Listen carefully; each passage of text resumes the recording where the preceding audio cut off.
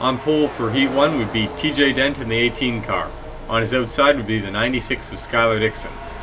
Off into turn 1, TJ Dent would take the early lead. Skylar Dixon slid up quite high. Kyle Sosnowski actually would make it 3 wide off of the corner. They would make some contact. Kyle Sosnowski slid back down into Matthew Stringer before sliding back up to the outside while making some contact with Scott Batista and slapping the wall there. That could have been a lot worse. TJ Dent would lead the first lap, but off of turn 1, coming down into turn 2 on lap 2, Richard Trelinsky would get a run up on TJ Dent and would clear him by the entrance of the corner. Skylar Dixon and Matthew Stringer would fight him for the position. Off of the corner, Kyle Sosnowski very loose again. This time he slid up into the path of Damir Bejianov and ended up in the grass.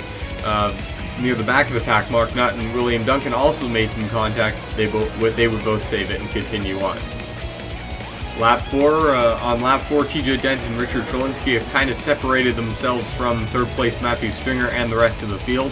TJ Dent decides to try and get the lead back as they head into turn 2. TJ Dent nearly clear off of the corner. Richard Trelinsky trying to get a run back on the outside into turn 3. TJ Dent is going to sweep around him and into the lead.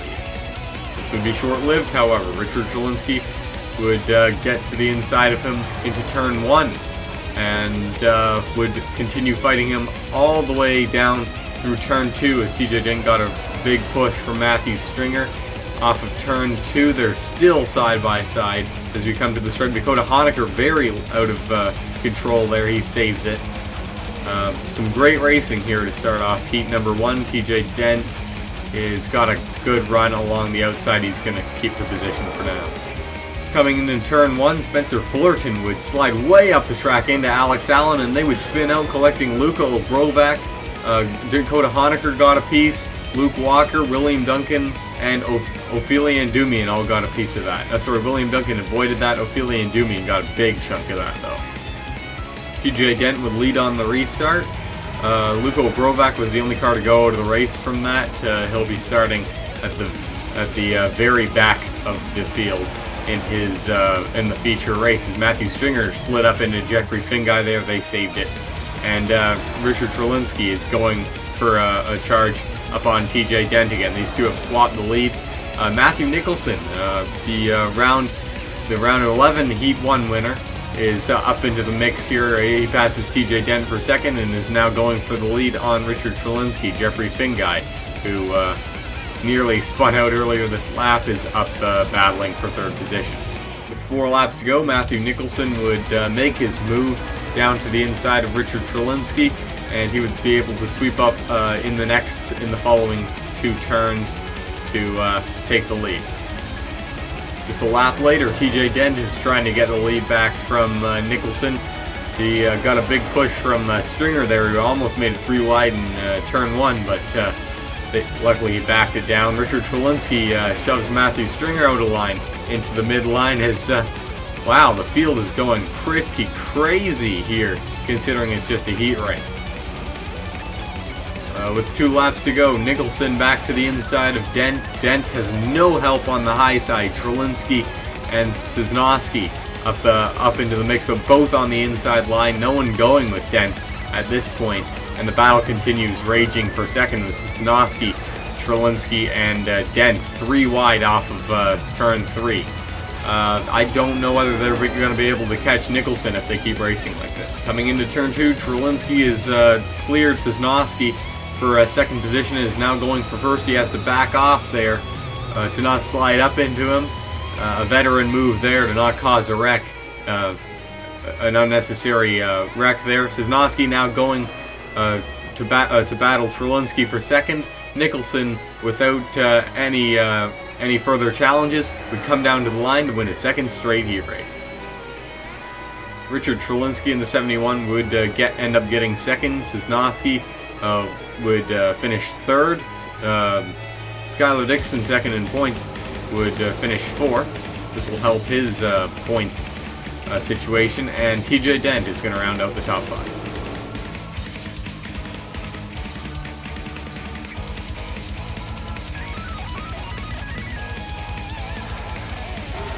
On pole for heat number 2 would be round 10 heat 2 race winner. Round 11 heat 2 race winner Terrence Day in the 55. Sawyer Girl on the 01 would be on his outside, but would slide up way up high off of turn 1. Not nearly as much contact as we saw in heat 1 thus far. Paul Swanson into second place. It's lap 2, but already Paul Swanson is challenging Terrence Day for the lead position. He has some help from Alex Tanker and Sawyer Girl, who seem to be ditching a Day on the outside. Alex Tanker now trying to make it 3 wide into turn 3. That doesn't work, but he goes with Swanson. Swanson's going to take the lead.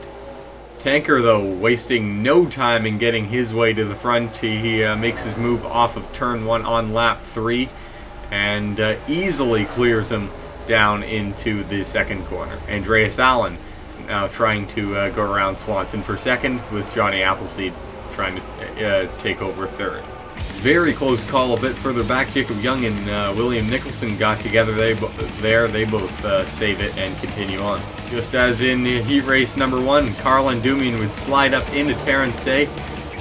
Nicholson would get into the back of him, just assisting the spin out, and Jacob Young, James O'Shea, Johnny Finguy, Pichu London, Chris Washer, and Mike Doan would all be collected in a 9-car pileup off of turn number 1.